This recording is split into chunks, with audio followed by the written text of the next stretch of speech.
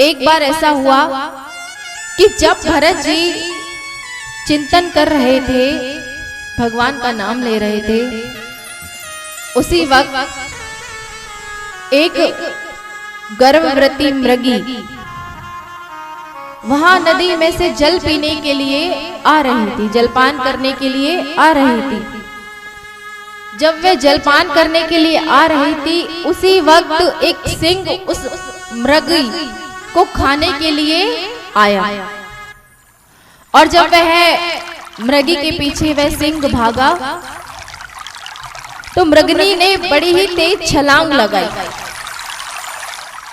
जब छलांग लगाई तो जो उसका गर्भ था वह गर्भ उस नदी में गिर गया। यानी कि मृगी के जो गर्भवती थी वह एक मृग उसके गर्भ से हुआ और वह नदी में गिर गया। और ये सारा दृश्य भरत जी देख रहे थे। भरत जी ने देखा, अरे ये मृग का बच्चा तो मर जाएगा। उसकी मां तो तत्काल ही मर गई क्योंकि वह गर्भवती थी और उसने जोर से जब छलांग लगाई तो मृगी तो मर गई, पर उसका बच्चा जो था वो नदी में गिर गया। भरत जी ने देखा कि अरे ये तो मर जाएगा। भरत जी ने उसको बचा लिया। भरत जी ने उसको बचाया और उसे बड़ा ही दुलार किया, बड़ा ही प्यार किया। क्यों? क्योंकि उसकी मां नहीं रही थी। यहाँ तक तो सब कुछ ठीक था, चलो भरत जी ने उसकी जान बचा दी, ये तो परमार्थ है, अच्छी बात है। दया करनी चाहिए, चाहे वो जानवर हो चाहे इंसान हो, दया का भाव सबके लिए होना चाहिए। पर इधर भरत जी को अब उस मृग से बड़ा ही प्रेम हो गया। अपने आश्रम ले आए उसे। अब उसकी मां तो थी नहीं, उसको खिलाना पिलाना नहलाना दुलाना सब अपने से करने। जी ने थोड़ा सा डांट दिया, भरत जी ने थोड़ा सा उस मृग के बच्चे को डांट दिया। आज भरत जी थोड़ा बाहर गए और जब मृग का झुंड वहां आया, आश्रम की ओर चलता हुआ आ गया, तो जो भरत जी के पास जो मृगनी का बच्चा था वह क्या हुआ, बहुत सारे मृगों को देख करके उनके साथ ही चला गया। अब भरत जी जब वापस आए वो क्या देखते हैं कि वहां तो मृगनी का बच्चा है ही नहीं। मृग कहां गया? कई जगह खोजा पर वह नहीं मिला। अब तो भरत जी बड़े परेशान कि कितना प्यारा था, मुझे कितना प्यार करता था, मेरे खिलाए बिना ना तो वो कुछ खाता था, कितना प्रेम मुझसे करता था। मृग के चिंतन को करते करते करते करते क्या हुआ कि भरत जी का शरीर छूट गया, यानी कि भरत जी की मृत्यु हो गई। जब भरत जी की मृत्यु हुई तो अंतमति में वो क्या सोच रहे थे? मृग को सोच रहे थे, मृग ही उनके ध्यान में था। तो जो महिमा के बारे में बताए तो वो अभ्यास शुरू से ही होता है, अंत में नहीं होता है। अब अंत समय में भरत जी मृग को सोचते सोचते अपना शरीर छोड़े और दूसरा जन्म उन्हें मृग का ही मिला। पर भगवान के भजन जो भगवान का वे करते थे उसके पुण्य से उन्हें दूसरे जन्म में जब वो मृग बने तो उन्हें सब कुछ याद था। और पुण्य के प्रताप से, भगवान के भजन और चिंतन के प्रताप से अपने तीनों जन्मों का सब कुछ याद था कि अब मैं तीसरे जन्म में मानव बना हूँ। इससे पहले मैं मृग था और मृग से पहले मैं मानव ही था, और मानव से मैंने मृग में आसक्ति करी तो मृग बना अंत समय में, और जब मृग के समय उन्होंने मानव की स्मृति रखी तो वह मानव बना। पर उनका ये भजन और चिंतन का ये प्रभाव उन पे था कि उनको सब कुछ याद था। अब उन्होंने सोचा कि अब मुझे जब ये मानव जीवन मिला है ना, अब मैं इसको व्यर्थ नहीं जाने दूंगा। वह बिल्कुल जड़ बन गए। जड़ माने मूर्ख, कि दुनिया की नजरों में मूर्ख बने रहो, कि मैं किसी से बात ही नहीं करूंगा, बात करूंगा एक मैं कहूंगा चार दूसरा कहेगा, तो कुछ ना कुछ इस प्रपंच में उलझता ही जाऊंगा, यानी कि एकदम जड़ बन जाऊं। कोई कुछ भी कहता रहे, कहने दो, हमें अपने भगवान से मतलब है, हमें अपने काम से मतलब है। तो अब इधर भरत जी तो बिल्कुल जड़ बन गए और उनके पिताजी ने उनका नाम रख दिया जड़ भरत। जड़ भरत जी बेचारे कुछ नहीं करते, अगर कोई कार्य करने को कहता तो वो उस कार्य को उल्टा पुल्टा करते, जिससे कि उनसे कोई किसी कार्य की ना कहे। भरत जी के 3 भाई और थे बड़े। अब जड़ भरत जी के जो भाई थे और जो भाभियां थी वो कहने लगी, सारे दिन तुम्हारा भाई यूं ही पड़ा रहता है, न कुछ कार्य करता है, न किसी काम की सुनता है, सिर्फ खाता है और भजन करता है। हमारे बस की नहीं है इसको बैठे बैठे खाने को देने के लिए, इसको थोड़ा कुछ काम पे लगाओ। अगर कुछ नहीं कर सकता तो जाकर के कहो कि खेतों में जाकर के मेड़ बनाए। अब भरत जी को, जड़ भरत जी को किसी कार्य के लिए कहे, वो खेतों में गए मेड़ बनाने के लिए, तो उन्होंने तो बड़े बड़े टीले बना दिए। क्यों? क्योंकि वो चाहते थे कि मुझसे कोई किसी कार्य की कहे ही ना, मुझे किसी प्रपंच में फंसना ही नहीं है। भाभियां बड़ी परेशान कि इसको कुछ भी कहो ये कुछ करता ही नहीं है। कहने लगी एक काम करो, इसे कुछ नहीं करना है, इसे कहो कि जो खेत में खेती हो रही है, जो खेत के अंदर खेती करी जा रही है, ये उसका ध्यान रखे, जो फसल हो रही है उसका ध्यान रखे। जैसे ही इस बात को कहा, चिड़िया आकर के उस खेत को खराब ना करे, उस फसल को खराब ना करे, ये जाए और वहां सारे पक्षी और जानवरों को भगाए, ये कार्य इसको दो। अब जड़ भरत जी पहुंच गए। जड़ भरत जी को तो कहा है कि पक्षियों को भगाना है, और जड़ भरत जी क्या कर रहे हैं? जड़ भरत जी कह रहे हैं, मन ही मन बड़े प्रसन्न हो रहे हैं, और क्या कह रहे हैं? राम जी की चिड़िया राम जी को खेत, राम जी की चिड़िया राम जी को खेत, खाओ रे चिड़ैया भर भर पेट। राम जी की चिड़िया राम जी को खेत, खाओ रे चिड़ैया भर भर पेट। राम जी की चिड़िया राम जी को खेत, खाओ रे चिड़ैया भर भर पेट।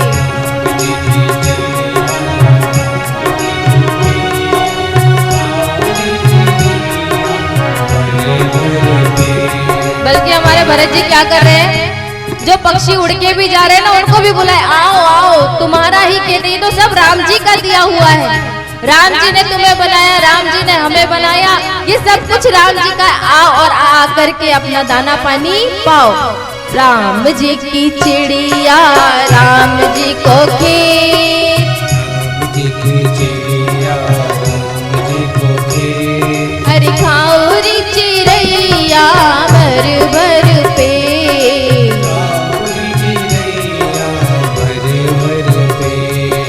राम जी की चिड़िया राम जी को खेत, राम जी की चिड़िया राम जी को खेत, हरि खाओ रे चिड़ैया भर भर पेट।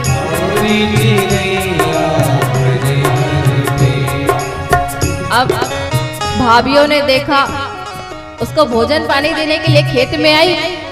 अरे कहने लगे, भैया सत्यानाश हो इसका, इसे तो कहा था कि सारे पक्षियों को उड़ाना है, ये तो और बुलाया जा रहा है। भाभी कह रही, अरे ये तू क्या कर रहा है? कहने लगा, अरे भाभी ये सब उसी राम का दिया है, जैसे आप में भी राम है, मुझ में भी राम है। चिड़िया राम जी को खेत, खाओ रे चिड़ैया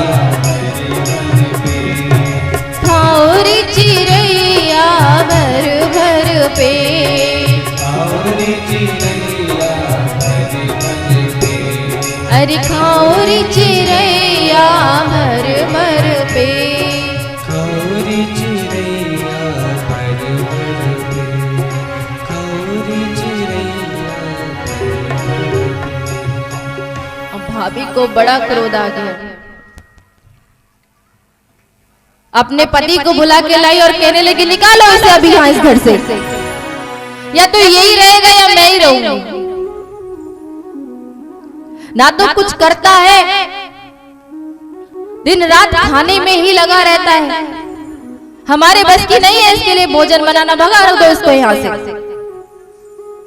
जड़ भरत जी तो बड़े प्रसन्न हो गए कि अच्छा हो मुझे इस सब चीजों से छुटकारा मिल गया, मैं तो अपने भगवान का भजन करूंगा, राम जी मेरे और मैं राम जी का,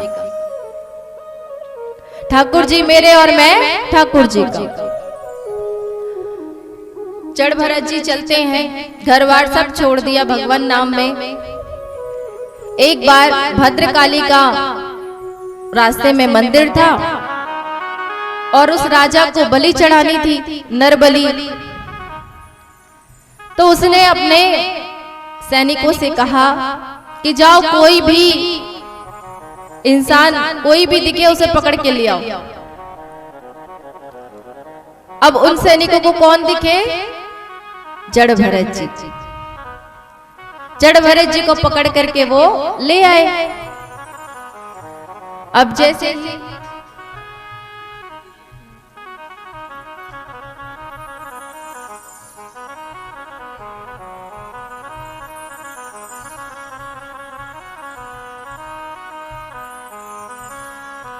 बोलिए बांके बिहारी लाल की, राधा रानी सरकार की, जय जय श्री राधे, जय जय श्री राधे, जय जय श्री राधे श्याम।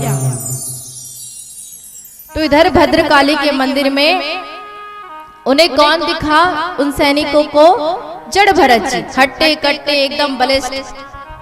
वह उनको ही पकड़ करके ले आए और कहा कि लो ये हमें मिले हैं और इनकी बलि चढ़ा दो। जड़ भरत जी के मुख में जरा भी किसी प्रकार का कोई भय नहीं था कि ये मुझे मारने के लिए लाए, मेरी बलि देने के लिए लाए। उनको जरा सा भी कोई भय नहीं था। क्यों? क्योंकि जो भगवान नाम संकीर्तन में रहता है, भगवान के नाम में रहता है, उसे मृत्यु का भी भय नहीं रहता। क्यों? क्योंकि जाना सबको एक दिन है।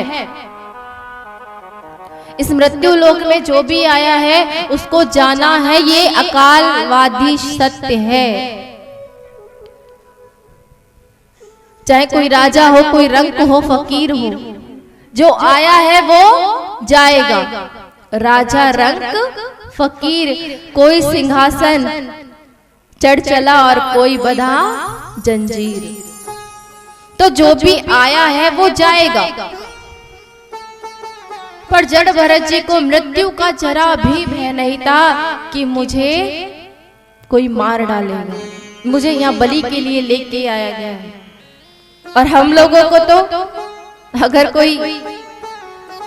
कोई जरा सी लड़ाई भी हो जाए तो बड़ा भय लग जाता है। किसी से कोई अगर भयंकर लड़ाई हो जाए तो बड़ा डर लग जाता है। थोड़ा सा कहीं निकलने में भी क्या होता है, डर लगता है कि अरे हमें मार ना दे, कहीं हमें खत्म ना कर दे। सबसे ज्यादा डर हम लोगों को मृत्यु का ही होता है। और ये भी सब जानते हैं कि मृत्यु होगी, ये निश्चित है। कोई भी ऐसा नहीं हुआ है मृत्यु लोक में कि आया है तो गया नहीं है, चाहे कोई भी हो। जड़ भरत जी ने भगवान के चिंतन से, भजन से ये मृत्यु रूपी भय को अपने अंदर से बिल्कुल खत्म कर दिया। जैसे ही बलि के लिए भरत जी को, जड़ भरत जी को लिटाया गया, तुरंत भद्रकाली मां प्रकट हो गई। उनके तेज को देख के, उनके चिंतन से, उनके मुख पे जो तेज था उसको देख करके भद्रकाली प्रकट हुई और वहां सबको ही खत्म कर दिया। बोलिए भद्रकाली महारानी की, भक्तवत्सल भगवान की।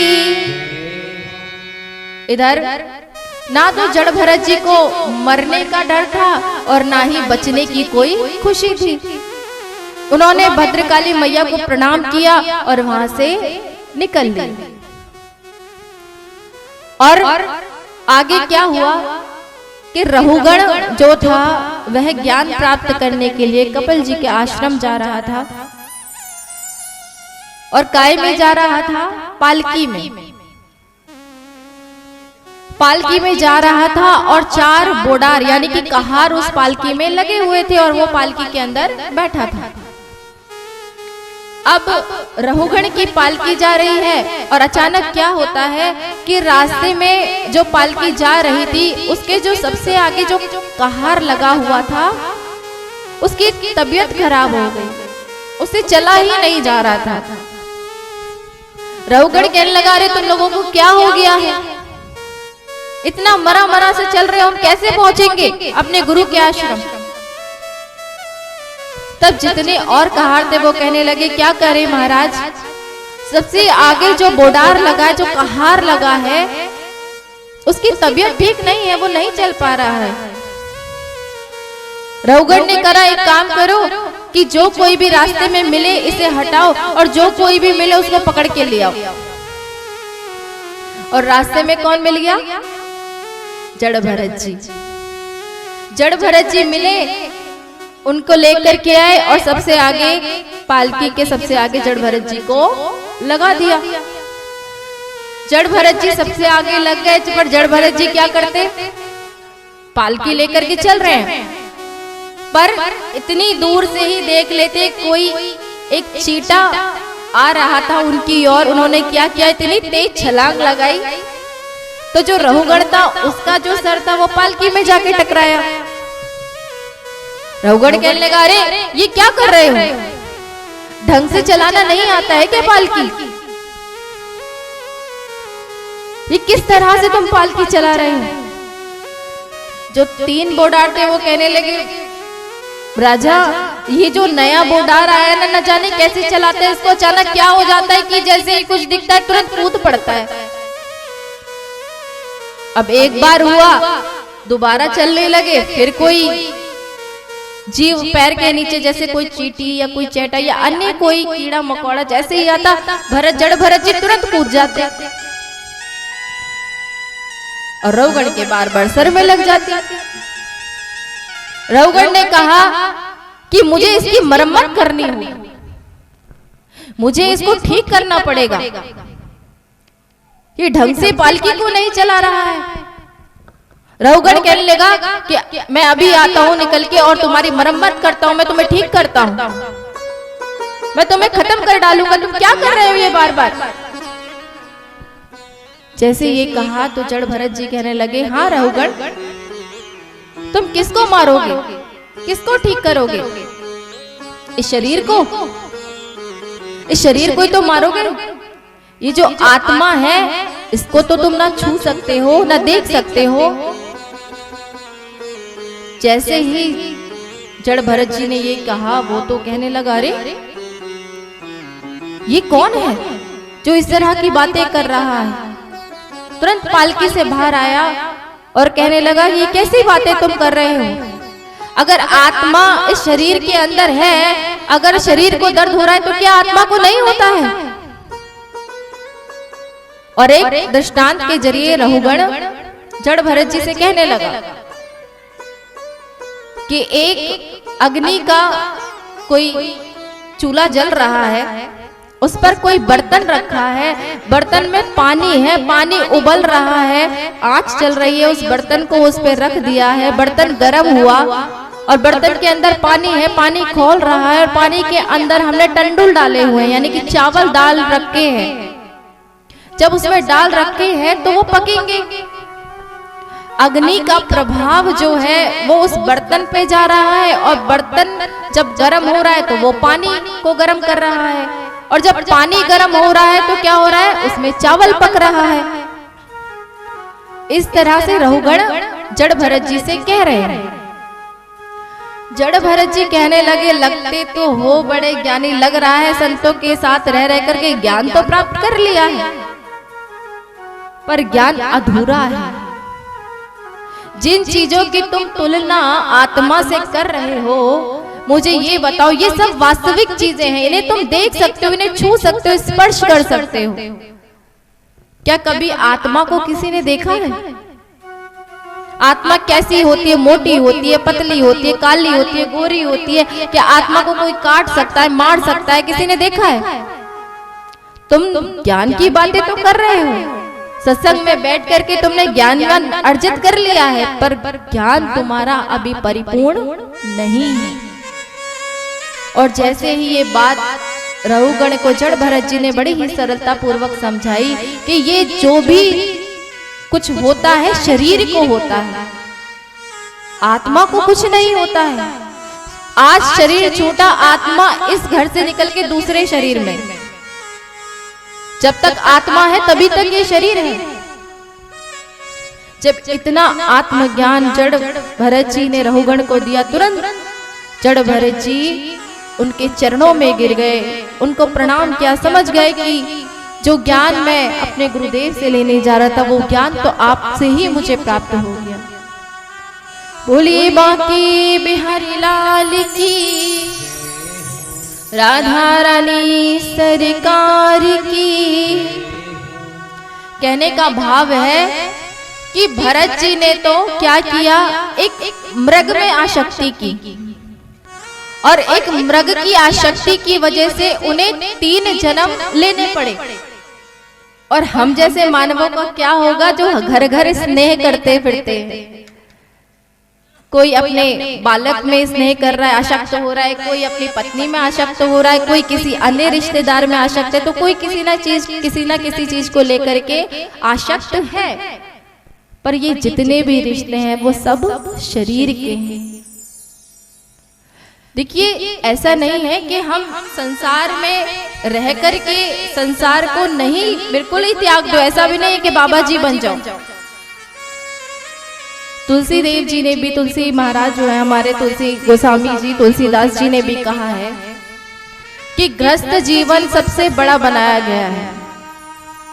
गृहस्थ जीवन में सबसे पहले अपने गृहस्थ जीवन को जियो, और उसके बाद आप भगवान का भजन करो। पर गृहस्थ में रह करके ये मत सोचो कि हम इसकी सेवा कर रहे हैं या उसकी सेवा कर रहे हैं, इसका बदले में हमें सेवा ही मिलेगी। नहीं, सेवा देना ना देना, करना ना करना उस भगवान के हाथ में छोड़ दो। आप सिर्फ अपना कर्म करते चले जाओ। तो कहने का भाव है, आसक्त ना हो, अपने जीवन को जिए, अच्छे से जिए, अपने परिवार को भी चलाएं, अच्छे से चलाएं, पर संस्कारों के साथ, परमार्थ के साथ, प्रभु को अपने साथ और याद करते हुए, स्मरण करते हुए।